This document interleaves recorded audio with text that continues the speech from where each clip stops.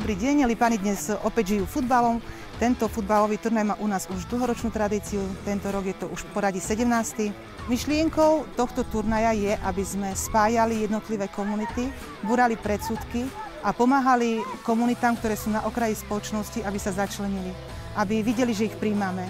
Tešíme sa tejto bohatej účasti, že ľudia prišli podporiť túto dobrú myšlienku a teším sa aj z počasia, lebo vyzeralo, že to bude dneska upršané, ale hor sa ideme povzbudzovať, tešíme sa na víťazov.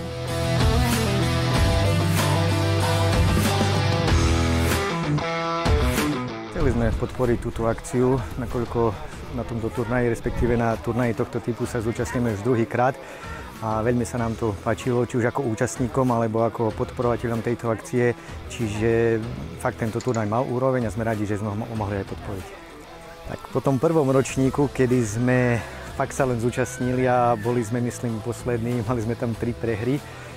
Tento ročník bol pre nás lepší, troška sme aj pracovali na taktike, mali sme tu teda viacej hráčov a ja si myslím, že ten výsledok je dobrý a to druhé miesto, najviac sme už asi nemali, ale to druhé miesto je pekné.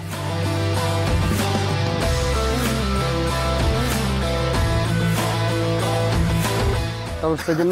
rok hrajeme, s tým fotbalom sme veľmi spokojné. Minulý rok sme boli druhé, sme hrali vo finále. Dneska sme hrali super, máme stále tých istých hráčov a darí sa nám. Len tento rok menej popíjali.